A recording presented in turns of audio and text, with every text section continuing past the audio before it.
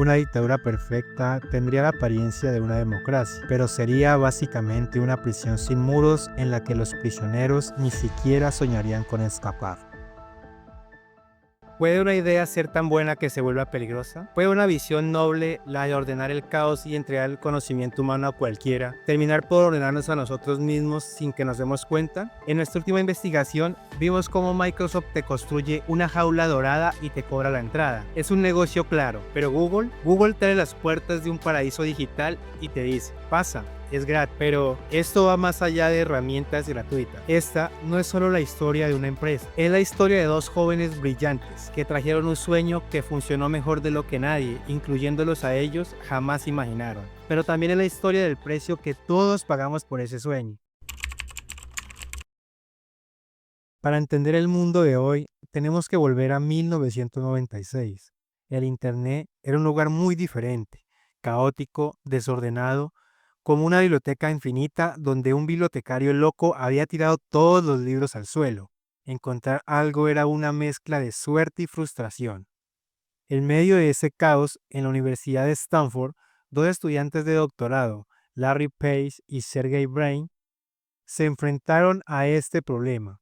Su proyecto no era crear una empresa, era resolver un enigma académico, y su solución fue de una elegancia revolucionaria: PageRank. No se trataba solo de buscar palabras clave. La genialidad de PageRank fue tratar a la web como una democracia de ideas. Cada enlace de una página a otra era un voto. Una página era más importante si recibía muchos otros votos de páginas más importantes. Era un sistema basado en la computación, en la confianza. Era una forma casi poética de encontrar la verdad en medio del ruido. Y en sus inicios, Larry y Sergey eran idealistas. En sus documentos académicos originales, llegaron a escribir que los motores de búsqueda financiados por publicidad serían inherentemente sesgados y en conflicto con las necesidades de los usuarios. Tenían miedo de que el dinero corrompiera la pureza de su creación. Y esa idea, ese miedo de corromper la misión, fue el origen del lema que definiría su leyenda: Don't be evil, no seas malvado. Pero los sueños, incluso los más puros, necesitan un motor para moverse en el mundo real, y ese motor es el dinero. Su proyecto, ahora llamado Google, era un monstruo que devoraba servidores y ancho de banda. Se enfrentaron a la primera gran encrucijada de su historia: ¿cómo financiar el sueño sin traicionarlo? Y aquí, en este punto de la historia, es donde se planta la semilla de todo lo que vemos hoy. En el año 2000 encontraron una solución que parecía el compromiso perfecto: AdWords. Anuncios de texto, simples, claramente marcados como publicidad y separados de los resultados de búsqueda puros. Pareció una solución elegante, un pequeño peaje para mantener funcionando la gran biblioteca gratuita. Pero entonces hicieron un segundo descubrimiento, un descubrimiento mucho más potente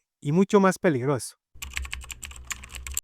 Descubrieron que si usaban los datos que la gente les daba al buscar, las palabras que usaban, los enlaces en los que hacían clic, podrían hacer que esos anuncios fueran increíblemente relevantes. Y si eran más relevantes, valían mucho más dinero. Ese fue el momento en que todo cambió. El negocio dejó de ser organizar la información del mundo para convertirse en entender a las personas del mundo, y la misión secundaria se volvió la principal, porque era infinitamente más rentable. La sed de datos para alimentar ese nuevo motor se volvió insaciable, y empezaron los tropiezos, que más que accidentes eran síntomas de esa nueva filosofía. En 2010 estalló el escándalo White Spy. El mundo descubrió que los coches de Google Street View no solo tomaban fotos, sino que estaban oliendo y almacenando secretamente datos de las redes Wi-Fi privadas de la gente. Google lo llamó un error, pero reveló un apetito por los datos que iba más allá de lo que nadie imaginaba. Y la historia se repite.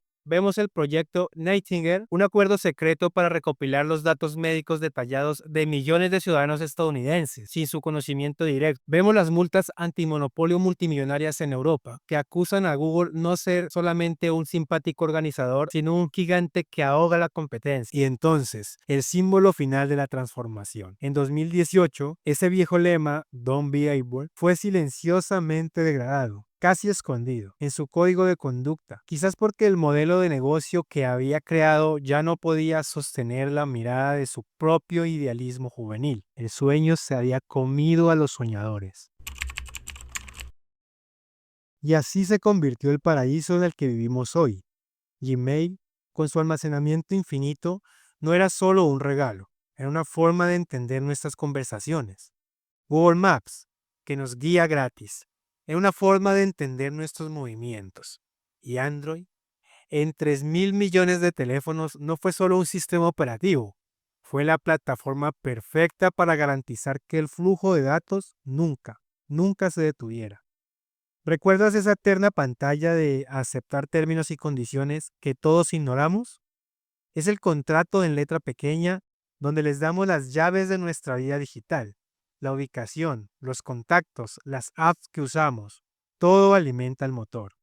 Cada servicio gratuito era en realidad una nueva y sofisticada terminal de recolección de datos para el mismo propósito, construir ese doble digital tuyo, ese manual de instrucciones sobre tu vida, tus miedos y tus deseos, para vender certezas a los anunciantes. Y por eso su jaula es tan perfecta, porque no la sentimos. Es una jaula hecha de pura conveniencia, de una utilidad deslumbrante. No hay barrotes, porque los muros están en nuestro interior. Son nuestros propios hábitos, nuestra propia dependencia de un sistema que funcione tan bien que hemos olvidado preguntarnos cómo funciona y a qué precio. Entonces, ¿qué hacemos? ¿Nos resignamos a vivir en esta ciudad de cristal? El acto de desgooglearse, de buscar alternativas, ya no es solo un acto técnico de privacidad, es un acto filosófico. Es un intento de recordar que la promesa original de Internet era la descentralización, la autonomía y el empoderamiento del individuo. Usar navegadores como Brave o Firefox no es solo bloquear anuncios, es votar por una web que no te vigile. Usar un correo como ProtonMail, protegido por las leyes suizas, no es solo cifrar mensajes. Es declarar que tus conversaciones te pertenecen a ti. Explorar sistemas como GrapheneOS o algunas distros de Linux no es para fanáticos. Es para pioneros que se atreven a preguntar, ¿puedo ser dueño de verdad de la tecnología que uso cada día? Escapar es difícil, sí, pero es posible. Al principio se siente como aprender a navegar sin brújula. Es un acto de rebelión digital y empieza con pequeños pasos. La historia de Google es una tragedia moderna, la tragedia de un ideal que para sobrevivir tuvo que hacer un pacto que lo transformó en su puesto. No hay villanos claros, solo consecuencias no deseadas a una escala planetaria.